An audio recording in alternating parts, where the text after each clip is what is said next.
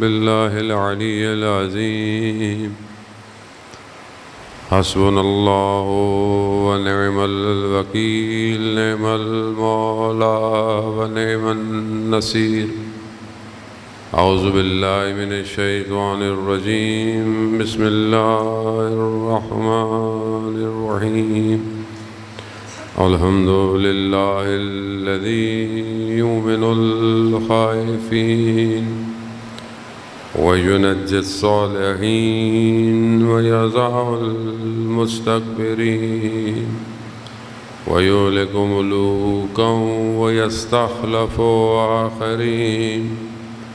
والصلاة والسلام على رسول الثقلين محبوب رب المشرقين والمغربين جد الحسن والحسين نبينا سيدنا أبي القاسم محمد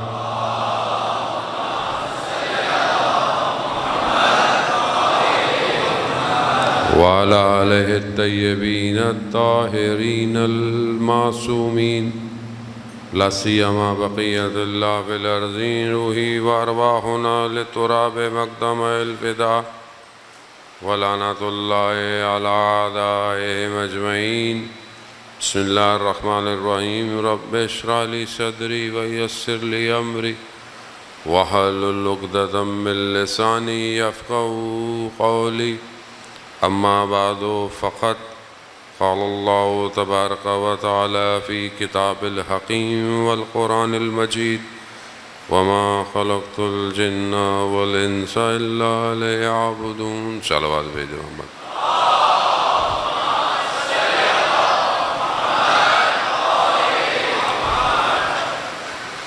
عزاداران سید الشہداء علیہ السلام، ماہ محرم کی چند شبیں باقی ہیں. چند شبوں کا مہمان رہ گیا ہے زہرا کا لال. آپ نہ جانے کتنی دور سے آتے ہوں گے اور دن میں یقیناً کئی مجالس بھی کرتے ہوں گے. کیا لینے آتے ہیں آپ؟ کیا مل رہا ہے آپ کو؟ کوئی آپ کو دے بھی کیا سکتا ہے؟ جسے حسین دے دے اسے دنیا ویسے بھی کیا دے سکتی ہے؟ جو امام حسین کی بارگاہ سے امیر ہو جائے وہ دنیا میں کبھی فقیر نہیں ہوتا. اس کی بارگاہ میں رحمت، اس کی بارگاہ میں برکتیں. وہ اپنے ذرا سا بھی کوئی اگر امام حسین کی طرف متوجہ ہو جاتا ہے، امام حسین اسے بہت دیتے ہیں. کتنے لوگ امام حسین سے جڑ کر، اور شاید ہم اصل میرے جیسے لوگ جس کی شاید معرفت کم ہو، وہ ان کی بارگاہ میں جا کر کیا مانگتا ہے؟ مثلا یہ مل جائے، وہ مل جائے، کیونکہ معرفت کم ہے. ویسی انسان، جتنی انسان کی معرفت ہے اتنی ہی اس کی دعاؤں میں جو ہے وہ رشد پیدا ہوتا ہے. جتنی معرفت کم ہوتی ہے انسان کی دعائیں بھی ویسی ہیں. لیکن امام حسین صرف ظاہر کی چیزیں یا ظاہر کی انسان کی ضروریات کو پورا کرنے کے لیے نہیں ہے. شخص ذرا سا بھی قریب سے گزر جائے، امام حسین اس کی عاقبت بھی خیر کر دیتے ہیں اور اسے اس عالم میں بھی کمال دے دیتے ہیں. آیت اللہ شمس الدین اپنی کتاب میں واقعہ بیان کرتے ہیں کہ مسیح تھا اور کوفہ اور اس کے درمیان میں پہلے جہاں بہرحال پانی اور کشتیوں پہ لوگ تجارت کیا کرتے تھے، اسی طرح اپنا کہیں سامان لینے آیا تو بہرحال ڈاکو پڑ گئے، لٹ گئے، حملہ ہو گیا. تو ایسے میں ایک گروہ نے آ کے اس کو بچایا اور اس کو پھر اپنے ساتھ لے گئے. ان کے ساتھ رہنے لگا. انہوں نے بہت خیال رکھا کہ بھئی مہمان ہے. کچھ دنوں بعد اس گروہ نے کہا کہ ہم جو ہے وہ جا رہے ہیں نجف شہر کی طرف. کہا کیوں؟ کہا ہمارے کچھ خاص ایام ہوتے ہیں تو ہم وہاں جاتے ہیں. کہا میں بھی چلوں گا. کہا تکلیف ہوگی تمہیں کیونکہ ہم پیدل چلتے ہیں اور سامان ہوتا ہے. کہا کوئی مسئلہ نہیں, میں بھی جاؤں گا. تو غدیر کے ایام تھے, نجف پہنچے. غدیر جب ایام گزرے غدیر کے تو یہ کچھ اس گروہ میں سے لوگ واپس جانے لگے. جو سردار تھا گروہ کا اس نے بولا کہ ہم جو ہے وہ یہاں سے کسی اور شہر جائیں گے, تم ان کے ساتھ چلے جاؤ. کہا نہیں میں بھی آپ کے ساتھ جاؤں گا. چلتے چلتے بہرحال مسافرت تھی, آج بھی لوگ پیدل چلتے ہیں, اس زمانے میں وسائل نہیں تھے اتنے. جب پہنچے تو شب عاشور تھی, کربلا پہنچے. اب اس نے بہت ساری چیزیں اس کو پتہ ہی نہیں تھی. جب اس نے دیکھا کہ گلیوں سے رونے کی آوازیں آ رہی ہیں, لوگ رو رہے ہیں, گریا کر رہے ہیں, اس کے لیے بڑی تعجب کی بات تھی, یہ ہے کیا, ماجرا کیا ہے. وہ ایک کونے پر اس کو بٹھا کر کہا کہ ہم جا رہے ہیں بہرحال اپنے مراسم کو کرنے, ہم واپس آئیں گے. یہ بیٹھا رہا. بیٹھے بیٹھے اس کی آنکھ لگ گئی. تو اس نے دیکھا کہ یہ جو سامنے لوگ آ جا رہے ہیں, وہاں پر ایک شخص آیا اور اس کے سامنے دو لوگ کھڑے ہوئے ہیں, اور وہ شخص ان سے پوچھ رہا ہے کہ کون کون میری زیارت پہ آیا ہے. تو ان دو لوگوں کے ہاتھوں میں فائلیں ٹائپ کی, نام لکھے ہوئے ہیں, سب کے نام بتا رہے ہیں کہ یہ آپ کی زیارت پہ آئے ہیں. وہاں پر وہ کوئی اور نہیں ہے, خود سید الشہداء ہیں. ملائکہ سے پوچھ رہے ہیں کہ میری زیارت پہ کون کون آیا ہے, ان کا نام دو مجھے. جب نام دیے سب کے تو کہا نہیں اس میں کچھ ناموں کی کمی ہے. ملائکہ نے پھر لگایا سب کچھ, کہا کہ نہیں ہمارے حساب سے تو پورا ہے. کہا نہیں ابھی بھی ایک نام کم ہے. جب کافی دفعہ ہوا تو کہتے ہیں کہ امام حسین نے اس کی طرف اشارہ کیا, کہا اس کا نام ہمارے زائرین میں تم نے کیوں نہیں لکھا. کہا مولا یہ تو مسلمان نہیں ہے. تو امام نے کہا کہ اس سے کیا فرق پڑتا ہے, یہ کوئی یہ آیا تو ہماری زیارت پہ ہے. بس اس کی اچانک سے آنکھ کھلی اور اس نے اپنے آپ کو پسینے میں شرابور پایا. جو اسی سردار ان کے قبیلے کا واپس آیا, اسے ماجرا سنایا کہ یہ ماجرا کیا ہے. جیسی اسے پتہ چلا, امام حسین نے اس کے قلب کو خرید لیا, مسلمان ہو گیا, یعنی عاقبت خیر ہو گئی. امام حسین اگر کچھ مانگنا ہے ان ایام میں تو امام حسین سے یہ مانگیں کہ ہمارا امام ہم سے راضی ہو جائے. جن کا امام ان سے راضی ہو جائے, پوری دنیا ان کے مقابلے میں آ جائے, پھر وہ میسم کی طرح دار پہ لٹکا بھی دیے جائیں, پھر نیزے گھوپ دیے جائیں, زبانیں قلم کر دی جائیں, پھر علی علی رکتا نہیں ہے.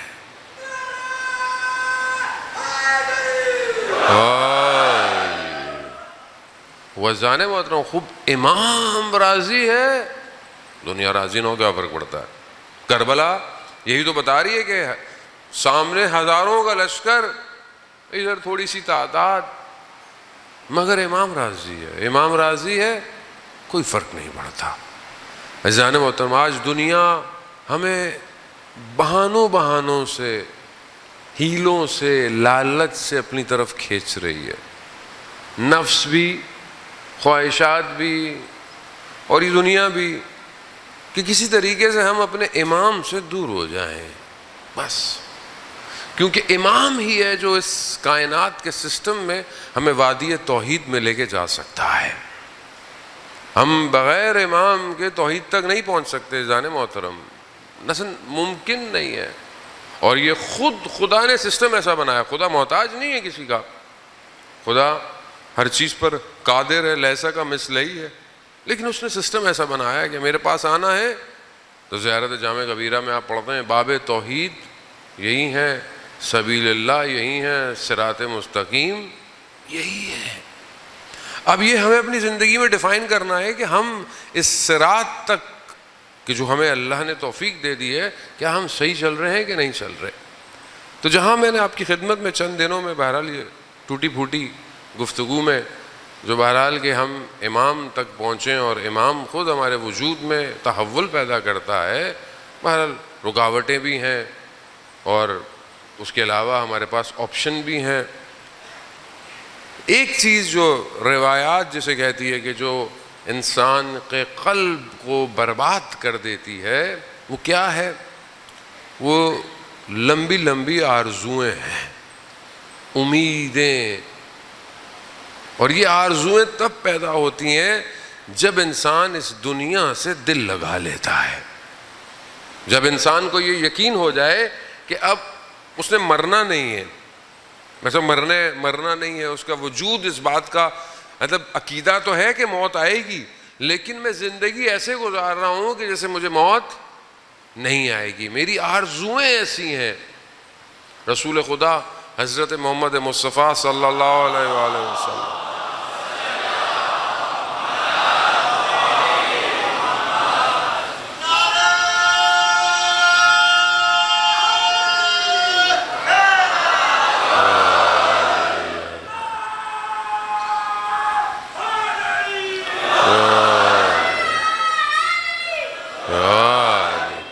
عزیزان محترم، رسول خدا فرماتے ہیں کہ میری امت میں سے جو لوگ آخرت کو فراموش کر دیں گے، بھول جائیں گے، وہ لمبی لمبی آرزوؤں کا شکار ہو جائیں گے.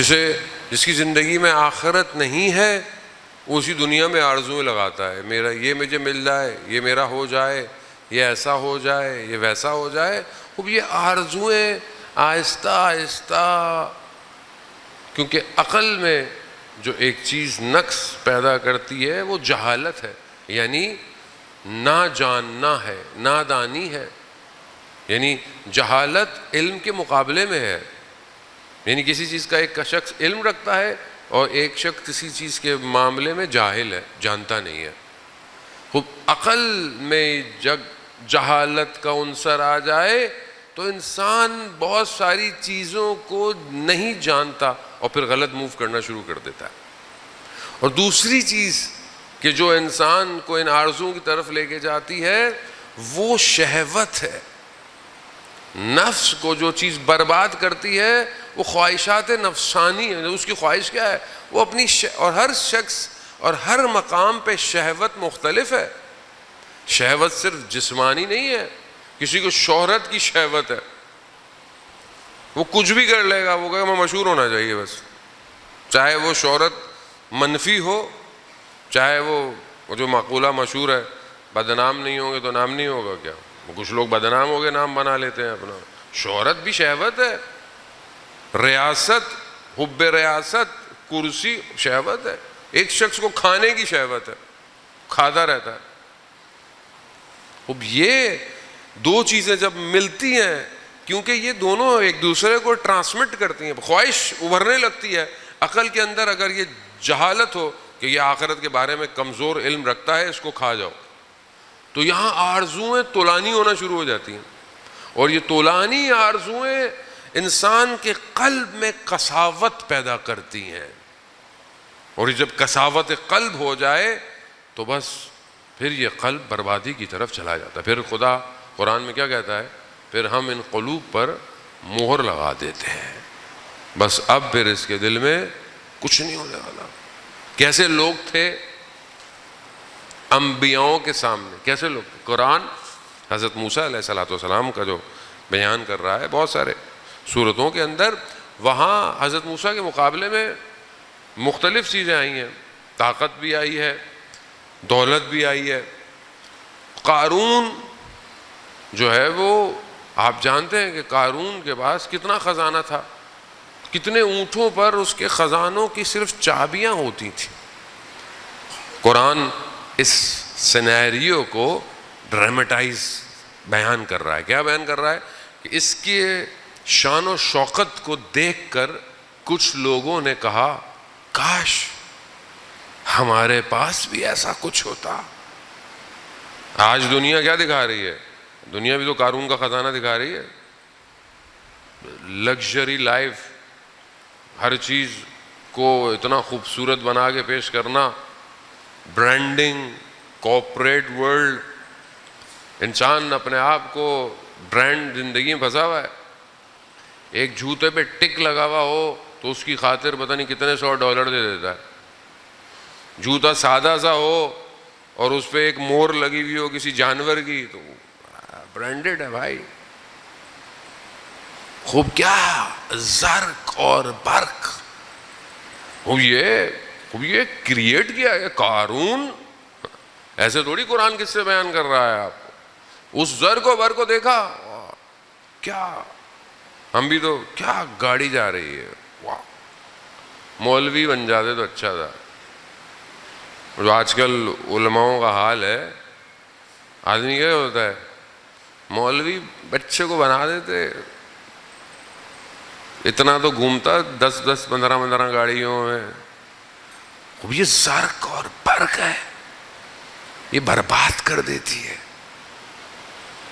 امام جعفر صادق علیہ الصلوۃ والسلام ارشاد فرماتے ہیں،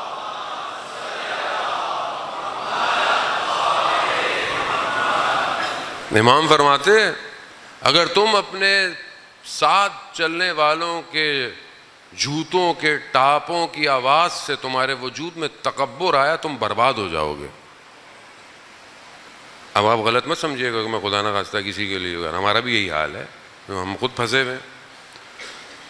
خوب انہوں نے دیکھا قارون کو، خزانے کو دیکھا، ظاہری شان و شوکت کو دیکھا، کیا کہتے ہیں، کاش اچانک سے خدا نے جو ہے وہ ظاہری دنیا کو، حیات دنیا شرمندہ ہوا. عزیزان محترم، اگر ولی خدا موجود نہ ہو تو انسان ذرا برابر بھی بندگی کی طرف جھک نہیں سکتا. یہ ولی ہے جس کے سجدوں میں یہ طاقت ہے کہ ہمیں سجدے خدا کو کرنے پڑتے ہیں. ایک امام حسین کا سجدہ کربلا میں آج بلین مسلمانوں کے سجدوں کا باعث بنا ہوا ہے. اس سے کوئی حقیقت پوشیدہ نہیں ہے. وہ سجدہ نہ ہوتا آج کوئی نمازیں شمازیں دین ہی نہیں ہوتا. جو یزید نے حال کر لیا تھا دین کا کہ یہ وہی کچھ نہیں آئی، یہ سب بنی ہاشم کا ڈھونگ تھا، حلال کو حرام، حرام کو حلال، وہ کام جو آج آپ کو دیکھنے میں لگتا ہے کہ ویسٹ کر رہا ہے، یہ یزید لعنت اللہ علیہ کر چکا تھا. یہ سب کر چکا تھا. آج کچھ نہیں بچنا تھا. یہ تو اللہ نے ہر زمانے میں اپنے ولی کو رکھا اس لیے تاکہ دین کی حفاظت ہو. عزیزان محترم، یہاں قارون، آپ کو پتا ہے کہ پھر قارون کو بہرحال پہلے تو بہتر تھا لیکن بعد میں اللہ کے ولی کے مقابلے میں جو آیا، چاہے وہ قارون ہو، چاہے وہ نمرود ہو، چاہے وہ شداد ہو، چاہے وہ فرعون ہو، چاہے وہ جو بھی ہو، یہ یاد رکھیے گا فارسی کا وہ ایک فریز ہے، ہر کے با ولایت افتاد در افتاد. جو ولایت کے مقابلے میں آئے گا گر جائے گا. کوئی بھی ہو، چاہے ہمارے زمانے کے اندر ہو، کوئی بھی ولایت کے سامنے نہیں ہو سکتا. اور جہاں یہ ولایت ظہور کر رہی ہو، کسی گروہ میں ہو، کسی شخص میں ہو، کسی قوم میں ہو، کسی ملک میں ہو، جو اس کے مقابلے میں آئے گا وہ بھی گر جائے گا. ولایت ایسی ہے. قارون نے پلاننگ کی، سازش کی، حضرت موسیٰ پر ایک خاتون کو خریدا، کہا بازار میں جانا، بولنا کہ حضرت موسیٰ نے تمہارے ساتھ کیا کیا. بازار میں کھڑے ہو کر حضرت موسیٰ پر الزام لگا. حضرت موسیٰ پر جب سے الزام لگا، حضرت موسیٰ یعنی ایک وجود میں جو ہے وہ غضب پیدا ہوا. ایسے ہی غضب پیدا ہوا، خدا کی بارگاہ میں کہا پروردگار جنہوں نے یہ الزام لگوایا، کیونکہ وہ خاتون حضرت موسیٰ کے جلال کو دیکھ کر اس نے سچ بول دیا، کہا انہوں نے مجھے پیسے دیے تھے، خریدا تھا کہ آپ کے لیے یہ الزام لگایا جائے. حضرت موسیٰ نے خدا کی بارگاہ میں کہا کہ خدا ان تینوں پر عذاب نازل کر. تینوں کے پاؤں زمین میں دھس گئے. حضرت معافی مانگنے لگے. حضرت موسیٰ نے کہا کہ نہیں، اور دھس گئے، یہاں تک بدن زمین میں دھس گیا، مگر التماس کرتے رہے، گڑ گڑاتے رہے. حضرت موسیٰ نے کہا نہیں. زمین نے جب ان کو نگل لیا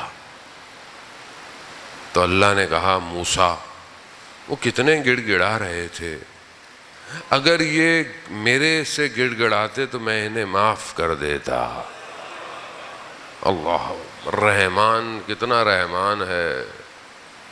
وہ ایسا نہیں ہے کہ حضرت موسیٰ بہرحال اللہ کے نبی ہیں، خدا نے ان کو ایک خاص چیزیں عطا کی ہوئی ہیں، لیکن عزیزان محترم اب یہ خواہشات زمین میں دھسا دیتی ہیں. انسان اپنی خواہشات میں دب جاتا ہے. آپ شروع کریں اپنی خواہشات. اور یہ لمبی لمبی آرزویں کیسے پیدا ہوتی ہیں؟ ایک عالم دین کہتے ہیں کہ جب انسان دسترخوان پہ بیٹھتا ہے نا کھانے، اور دسترخوان پر 2-4 چیزیں رکھی ہوئی ہوں کھانے کی، اور آپ ایک چیز کھا رہے ہوں اور آپ کے ذہن میں ہو کہ اب یہ کھانے کے بعد میں یہ بھی کھاؤں گا، یہ بھی کھاؤں گا. ہوتا ہے نا آدمی کو نیاز، ماشاءاللہ آج کل تو آپ نیاز کھاتے ہیں، اس سبیل سے بھی پی لوں، اس سبیل سے بھی پی لوں، وہ میرے ذہن میں ہوتا ہے نا، اچھی بات ہے.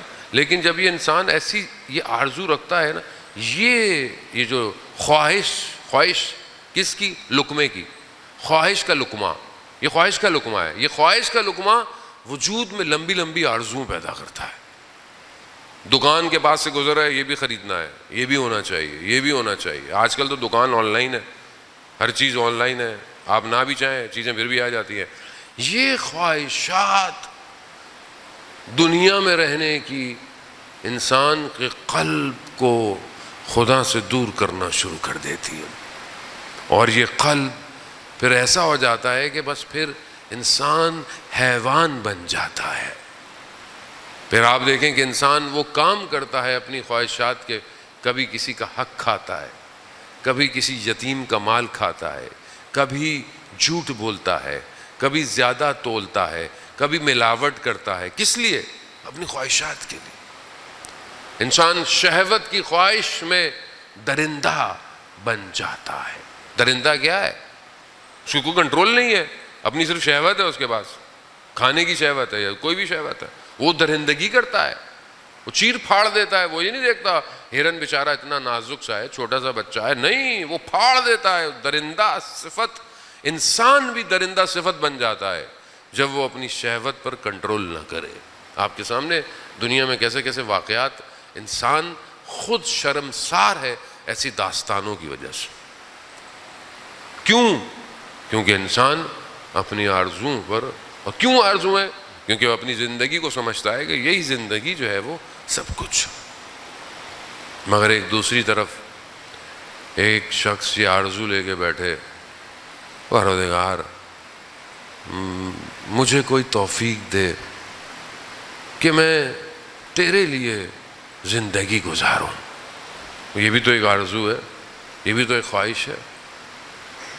کتنی خواہش میرے وجود میں ہے کہ خدا مجھے کوئی ایسی رات دے جس میں تجھ سے مناجات کروں، مجھے کوئی ایسا وقت دے کہ جس میں تیری کتاب پڑھوں اور اس کو سمجھوں، مجھے کوئی ایسا کام دے کہ میں تیری مخلوق کی خدمت کروں.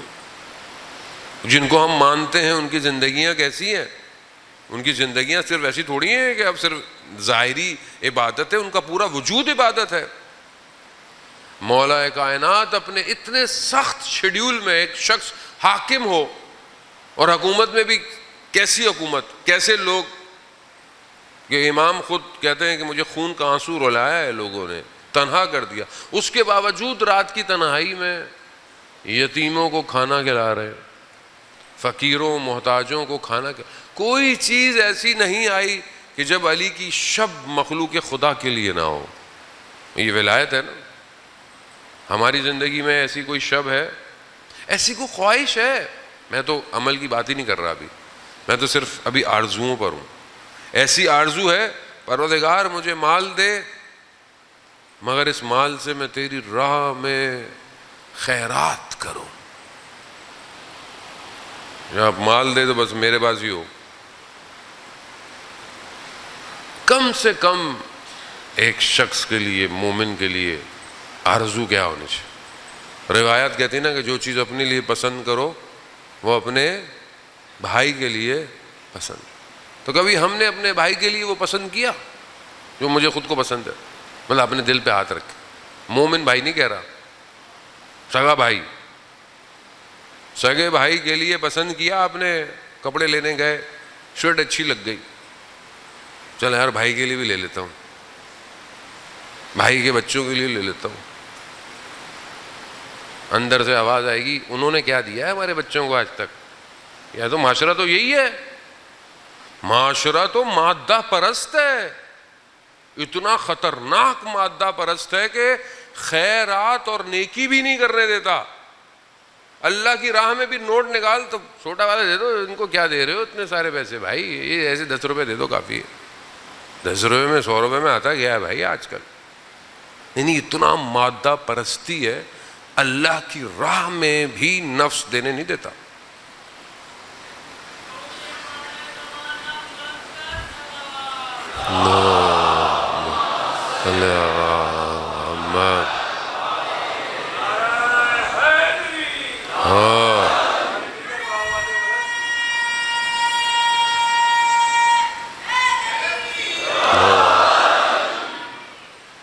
اذان محترم اللہ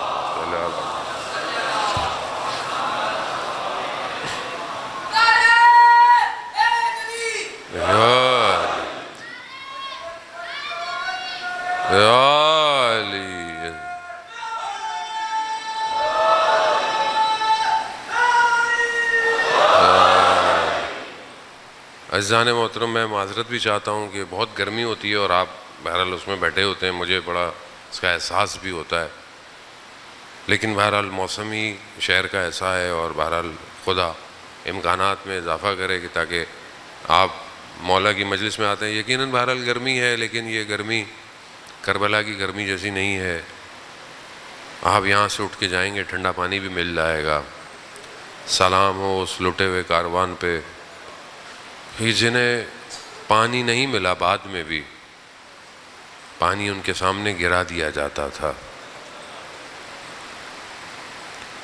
خوب یہ انسان اپنی آرزوؤں کو دیکھے کہ یہ آرزو. معروف قرخی بڑا شخص ہے اور بلخ کا رہنے والا ہے. اپنے بستر پہ سو رہا ہوتا ہے، اچانک سے چھت پہ قدموں کی آواز آتی ہے. پوچھتا ہے کون ہے چھت پشت بام پہ کون ہے؟ تو کہتا ہے کہ میرا اونٹ کھو گیا ہے. تو یہ کہتا ہے کہ اونٹ چھت پہ تو نہیں ملے گا، اونٹ تو بیابانوں میں ملے گا. تو اوپر سے آواز آتی ہے کہ جس خدا کو تم ڈھونڈ رہے ہو وہ نرم بستروں پہ نہیں ملے گا. وہ ایک ایسا جھٹکا پڑتا ہے کہ بہرحال آرزو تو تھی اس کی، خواہشات تو تھیں اس کی کہ وہ خدا کو ڈھونڈے، تو خدا نے بھی اس کو بہرحال، اگر انسان کی نیت اچھی ہو تو مرشد دروازے پہ خود آ جاتا ہے، ہدایت اس کو مل جاتی ہے. اگر آپ کی نیت اچھی ہو، آپ کی آرزو ہو، تو خدا خود آپ کو ہدایت دیتا ہے. خدا آپ کو چلتے پھرتے ہدایت دیتا ہے. خدا آپ کی زندگی میں کسی کو بھیج دیتا ہے ہدایت کے لیے. بہرحال وہ میرے ایک ایسے مقام پہ پہنچ گیا کہ ایک عجیب سے کپڑے پہنے ہوئے پانی کے کسی جھیل کنارے بیٹھا ہوا تھا. تو لوگ گزرے، انہوں نے پہچانا یہ تو بڑی شخصیت تھی، اس کو کیا ہو گیا، اس کے لباس، اس کی کہا کتنا سب کچھ تھا تمہارے پاس، شان و شوکت، مال، یہ کیا بنا لیا اپنا حال. تو سوئی سے وہ اپنے پیون کپڑے پہ لگا رہا تھا، ٹانکا لگا رہا تھا. اس نے اس سوئی کو پانی میں پھینکا، مچھلیاں سونے کی سوئیوں کو لے کے منہ سے باہر آ گئیں. اس نے کہا جس دولت کی تم بات کرتے ہو یہ دولت میرے پاس ابھی اس سے بھی زیادہ ہے، لیکن میں کسی اور دولت کے پیچھے بھاگ رہا ہوں. یہ جو دولت ہے جسے سالم قلب چاہتا ہے وہ کیا ہے؟ مانا جاتے امیر المومنین جو مسجد کوفہ میں پڑھی جاتی ہے، خدا ہم سب کو نجف کی زیارت نصیب فرمائے. مسجد کوفہ میں مقام ضربت کے پاس یہ مناجات پڑھی جاتی ہے. ویسے بھی آپ پڑھ سکتے ہیں، کبھی پڑھ سکتے ہیں، لیکن وہاں خاص امام اس میں فرما ہے اللہم انی اسألک یوم لا ینفع، پروردگار میں تجھ سے سوال کرتا ہوں اس دن کا جس دن کوئی چیز نفع نہیں دے گی. کون سا دن ہے؟ کون سا دن ہے جس میں مولا فرما رہے ہیں کہ کوئی چیز فائدہ نہیں دے گی، کوئی چیز، کوئی چیز. کون سا دن ہے؟ کوئی چیز فائدہ نہیں دے گی. کیا چیز دے گی؟ سوائے اس کے جو قلب سلیم لے کر آئے گا، سوائے اس کے. امام آگے مناجات میں فرماتے ہیں تمہاری ماؤں بہنوں کے بین کچھ نہیں کر پائیں گے، مجرم اپنے چہروں سے پہچانے جائیں گے، اپنے چہروں سے پہچانے گے. ابھی دنیا میں تو خدا نے بڑا سیٹ اپ کیا ہوا ہے ہمارے ساتھ، بڑا کرم کیا ہوا ہے. میں آپ کے سامنے کتنا اچھا ہوں آپ کو پتہ ہی نہیں ہے میں اندر سے کیسا ہوں. اگر جیسا میں اندر ہوں ماتھے پہ آ جائے چیر پھاڑ دیں ہم ایک دوسرے کو. روایات کہتی ہیں اگر انسان کا باطن آشکار ہو جائے لوگ ایک دوسرے کو چیر پھاڑ دیں. یہ تو رحمان نے اپنے محبوب کے صدقے میں ہمارے گناہوں کو پوشیدہ رکھا ہوا ہے، مگر اس دن کوئی چیز نہیں چھپے گی. اگر ذرا برابر بھی کوئی چیز ہوگی تو خدا اسے آشکار کر دے گا. کیا لے کے جا رہے ہیں ہم؟ کیا چیز بھیج رہے ہیں؟ اس قلب میں کیا ہے؟ اس دن کیا دکھایا جائے گا؟ ہمارا قلب دکھایا جائے گا اس دن. اس دن ہم جھوٹ بھی نہیں بول سکتے. ہم اپنے قلب کو خدا کی بارگاہ میں کیا دیں گے؟ پروردگار اس قلب میں تو دنیا تھی، آرزویں تھیں، اس کی محبت، اس کی محبت. خو عزیزان محترم، یہی زندگی کے چند فرصتی لمحات ہے کہ اپنے قلب کو سالم بنا لے اور ان آرزوؤں کو جو دنیا میں کھینچ رہی ہے اسے روکے. میں یہ نہیں کہتا کہ آپ اپنی کیریئر کو گروتھ، ایجوکیشن نہ، لیکن یہ جو اٹیچمنٹ ہے نا یہ برباد کر دیتی ہے. یہ بات اگر چھوٹی سی چیز سے بھی اٹیچمنٹ برباد کر دیتی ہے. انسان اتنا اس میں غافل ہو جاتا ہے، میں شاید آپ کو لفظوں میں غفلت کو ڈیفائن نہ کر سکوں. غفلت ضروری نہیں ہے کہ ایک شخص کو مثلا بہت بڑی چیز اٹریکٹ کرتی ہے تو ایک شخص کو شاید بہت چھوٹی سی چیز اٹریکٹ کرتی. ایک عالم دین ہو سکتا ہے کہ بہت سارے معاملات میں گزر جائے، مثلا آپ اس کو بولیں گے یہاں بیٹھ جاؤ، وہاں بیٹھ جاؤ، بیٹھ جائے، لیکن ہو سکتا ہے کہ اس بات پہ وہ ناراض ہو جائے کہ آپ نے میرے نام کے آگے یہ جو ہے وہ خطاب اور یہ جو آج کل ہوتا ہے یہ نہیں لگایا. ناراض ہو جاتے ہیں لوگ، ناراض. کسی کی تصویر مجھے تو ہمیں تو لوگ بتاتے ہیں مولانا صاحب دیکھیں حالات کیا ہیں، مجلس کا پوسٹر چھاپیں آپ، کسی کی تصویر چھوٹی ہو جائے، فلانے سے چھوٹی ہو جائے تو اس پہ لوگ ناراض ہو جاتے ہیں. بھائی مجلس تو امام حسین کی ہے. اول تو تصویر کی بھی ضرورت نہیں ہے، پتہ نہیں بہرحال آج کل ٹرینڈ ہو گیا ہے. امام حسین کا نام چھوٹا ہوتا ہے اور ذاکر کا نام اتنا بڑا ہوتا ہے. اور یہ بھائی بعض اوقات آدمی اسی میں پھنسا ہوا ہے، اسی چیز میں پھنسا. ہم نے اپنی زندگی میں تجربہ کیا، بہت ساری چیزوں سے گزر گئے، ایک چھوٹے سے امتحان میں آ کے گر گئے.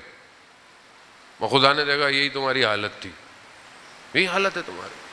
اگر خدا لطف اور کرم نہ کرے انسان گمراہ ہو جائے. یہ اس کا کرم ہے کہ جس نے ہمیں بچایا ہوا ہے جانے والا.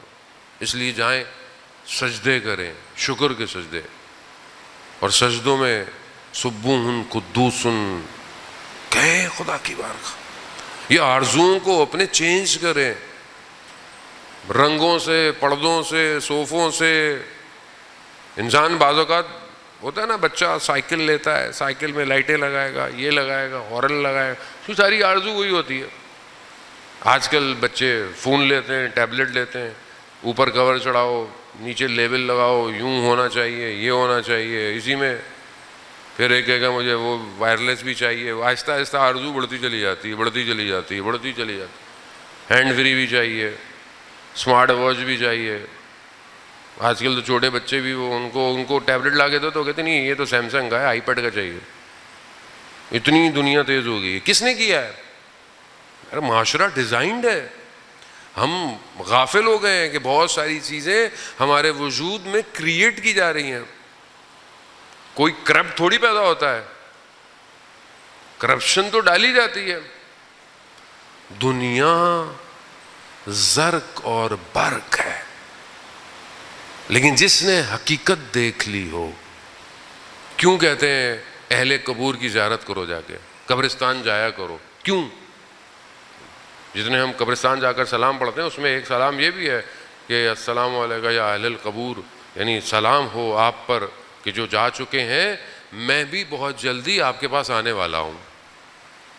جب آدمی قبر کی طرف متوجہ ہوتا ہے نا تو پھر دنیا کی زرق برق کم ہونا شروع ہو جاتی ہے.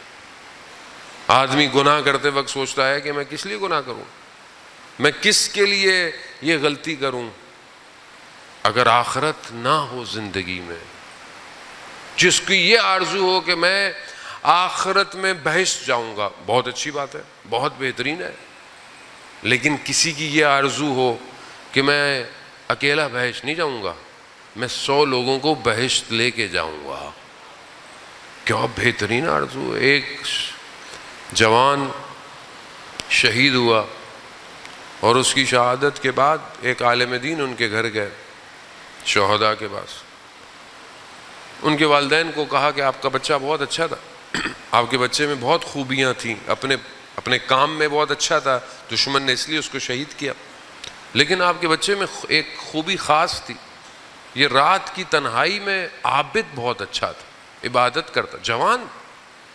اور پھر فرماتے ہیں کہ قیامت میں کچھ لوگ ایسے ہوں گے جن کے وجود سے نور نکلے گا، روشنی، اور اس نور میں کئی لوگ قیامت میں، کیونکہ آپ کو پتہ سورج نہیں ہے، اندھیرا ہے، ظلمات ہے، حسرت ہے، اس نور میں کئی لوگ راستہ طے کریں گے. کہا آپ کا بیٹا ان میں سے ایک ہے. تو یہ آرزو ہے ہماری کہ قیامت میں ہم روشنی پھیلائیں اپنے وجود سے. ایک مومن کم سے کم 40 لوگوں کی شفاعت کرے گا، کم سے کم، لیکن وہ تبھی کرے گا کہ جب اس کی زندگی ایسی ہو. ہم تو یہاں پہ جنت جانے نہیں دیتے، ہمارا بس چلے تو ہم تو جنت میں کسی کو نہ جانے تھے. یہ جنت میں جائے گا، یہ تمہارے کام ہے جنت میں جانے کے، اپنے کام تو دیکھو، جنت تمہاری ہے، ہمارے اللہ کی ہے. ہم تو مجلس میں کوئی بیچارہ آخر میں آ جائے تو اس کی کھال وال اتارنا شروع کر دیتے ہیں.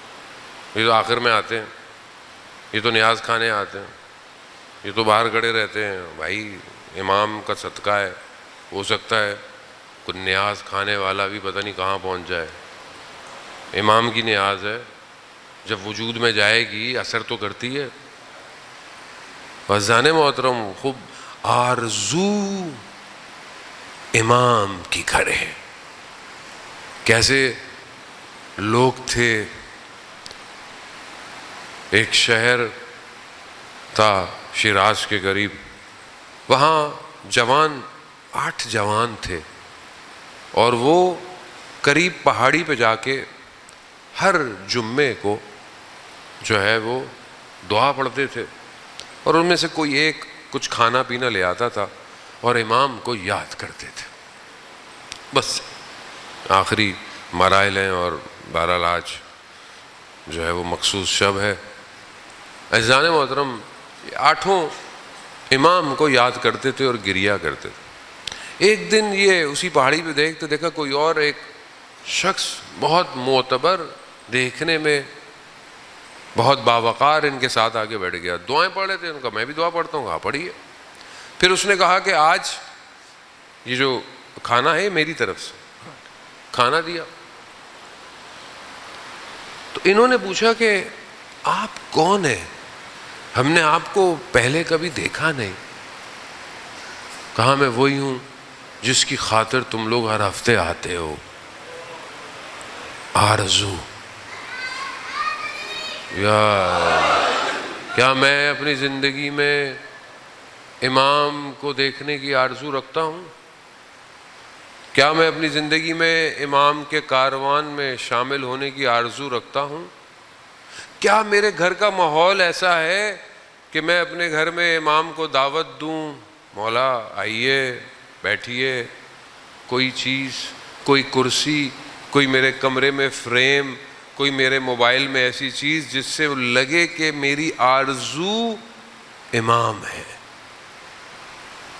یا لیتنی کنت معکم، کاش ہم کربلا میں ہوتے، عزیزان محترم، کربلا آسان نہیں ہے، کربلا بڑی قربانی مانگتی ہے، کربلا میں جوان کا جگر دینا پڑتا ہے، کربلا میں بھائی کے بازو دینے پڑتے ہیں، کربلا میں شیر خوار بچے کا گلو دینا پڑتا ہے، کربلا آسان نہیں ہے۔ خدا سلامت رکھے ان بچوں کو جو گودوں میں ہے۔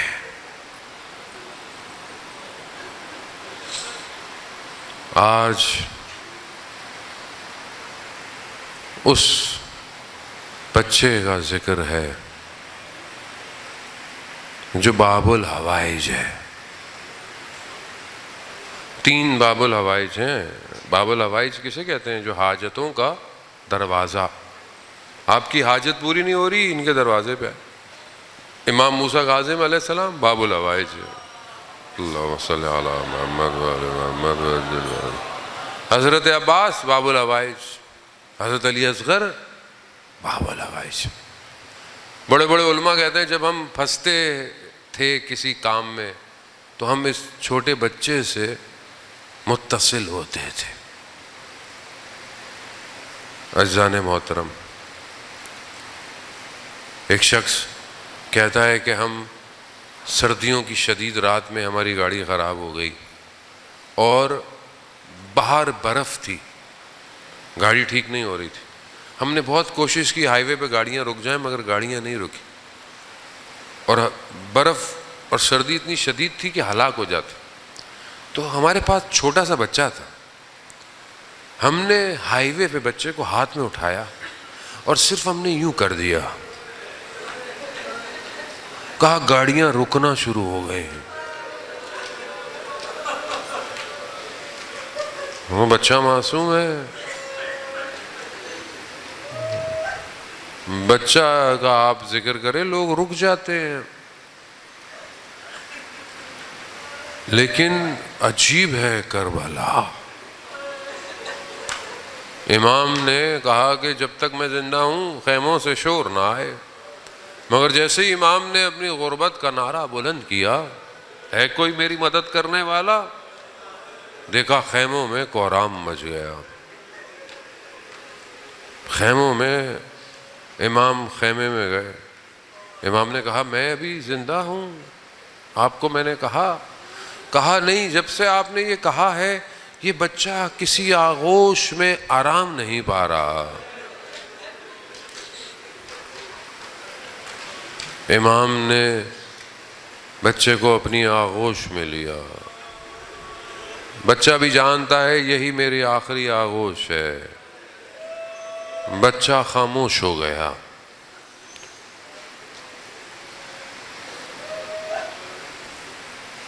کبھی خدا بے اولادوں کو اولاد عطا کرے۔ عزیزان محترم، کبھی امتحان کیجئے، آپ کو اللہ جن کے بچے بڑے ہو گئے ہیں، بہرحال وہ تو ہو گئے ہیں، جن کے بچے چھوٹے ہیں، جن کے بچے نہیں ہیں، بچہ 6 مہینے کا ہو نا تو تصور کیجئے خالی، کیا میں اس 6 مہینے کے بچے کو خدا کی راہ میں دے سکتا ہوں؟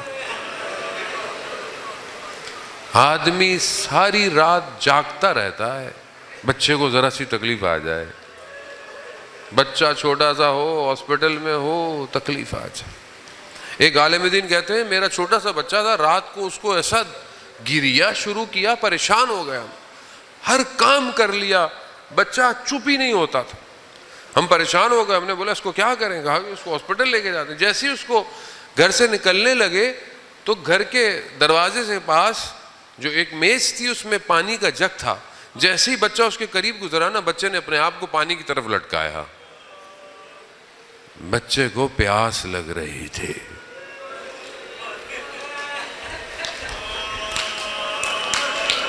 اور کربلا میں پانی نہیں تھا،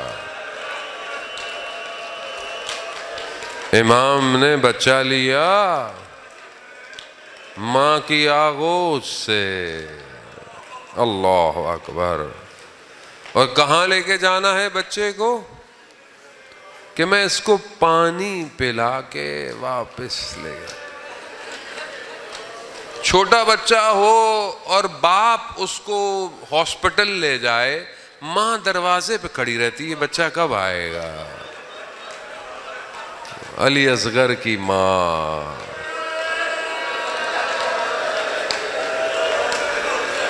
امام بچے کو لیا, جانے لگے. چھوٹی سی بہن بھی دیکھ رہی ہوگی, بھیا علی اصغر پانی پینے جا رہا ہے. امام نے اپنی ابا میں, عزیزان محترم میں بہت معذرت چاہتا ہوں, بڑے سخت مصائب ہیں, میں تو خود بھی نہیں پڑھ سکتا, میں بڑا کمزور ہوں. نہیں پتہ نہیں آخری مصائب ہوں زندگی کے.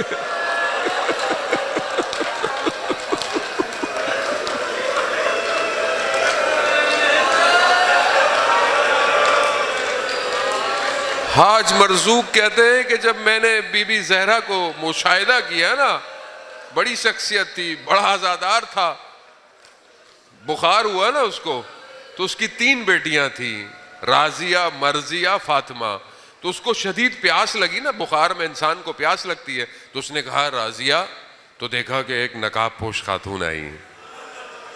کہا مرضیہ, انہوں نے پانی کا گلاس آگے کیا. کہا فاطمہ, تو آواز آئی حاج مرزوق ہم آ گئے ہیں نا تمہیں پانی دینے کے لیے, تم نے ساری زندگی ہمارے بیٹے کی نوکری کی ہے, ہم تمہیں پانی دینے آئے ہیں. حاج مرزوق کہا بی بی میں جانتا ہوں مگر ادب اجازت نہیں دیتا میں آپ سے پانی پیوں. کہا نہیں حاج مرزوق پیو پانی, تم نے نوکری کی ہے ہماری. آگے بی بی فرماتی ہیں حاج مرزوق ہمارے لیے مصائب نہیں پڑھو گے. حاج مرزوق نے کہا بی بی ڈاکٹروں نے منع کیا ہے, مرض زیادہ ہے, لیکن آپ حکم کریں کون سی مصیبت پڑھوں. بی بی نے کہا حاج مرزوق علی اصغر کی مصیبت پڑھو, ماں جانتی ہے میرے بیٹے کو سب سے زیادہ درد کدھر ہوا. ہاں عزاداران محترم, اپنی آبا میں علی اصغر کو حسین لے کر چلے. دشمن سمجھا کہ قرآن لے کر آ رہے ہیں, بلندی پر چڑھ کر ابا کو ہٹایا تو قرآن نہیں تھا, قرآن کا پارا تھا. ہاں اے لوگوں, اگر مجھے پانی نہیں دیتے تو اس کو تو پانی دے دو. بعض مقتل کہتے ہیں حضرت علی اصغر کی زبان ایسے تڑپ رہی تھی جیسے مچھلی پانی کے باہر تڑپتی ہے. بس عزاداران محترم, یہ حالت دیکھنی تھی کہ دشمن کے لشکر میں ایک کوہرام مچ گیا. لوگوں نے چہرے چھپا کر رونا شروع کر دی, ہم کیا کر رہے ہیں. ایسے میں اس لعین نے ارملا کو اشارہ کیا, ارملا اگر یہ بچہ ایسے رہا تو یہ تو جنگ جیت جائے گا, بس اس کی پیاس بجھا دو. بس عزاداران محترم, وہ 3 پھلوں والا تیر اللہ حسین کے ہاتھ میں, علی اصغر ہے, کائنات دیکھ رہی ہے. تیر جب لگا, بعض مقتل کہتے ہیں کہ جب تیر اچانک سے لگا نا تو حضرت علی اکبر کے ہاتھ یوں ہوئے, بس شاید یہ کہنا چاہتے ہو بابا. تیر کی شدت اتنی تھی کہ مولا کے بازو میں پیوست ہوا, یہ لبوں پہ مسکراہٹ رہی, علی اصغر کی روح پرواز کری. اب یہ خون نہ آسمان نے لیا نہ زمین نے لیا, محاسن پر لگا. اب یہ چھوٹا جنازہ اتنا بھاری ہو گیا، امام حسین ایک قدم بڑھاتے ہیں، ایک قدم پیچھے ہٹتے ہیں، میں کیسے اس کو اس کی ماں کے پاس لے جاؤں؟ بس عزاداران محترم، مقتل کہتا ہے کہ خیموں کے پیچھے ننھی سی قبر بنائی حسین نے، علی اصغر کو دفنا دیا، حسین سے اٹھا نہیں گیا۔ آواز آئی حسین، دامن کو جھاڑ کر حسین اٹھ گئے، مگر میں کیا کروں، یہ بچہ ایک دفعہ شہید نہیں ہوا۔ شب عاشور بدن تھوڑے پڑے، کہا ایک نہیں، کہا کہیں دفنایا، رات کی تاریکی، ارے دلے مادر علی اصغر، نیزوں کی نوک میں علی اصغر۔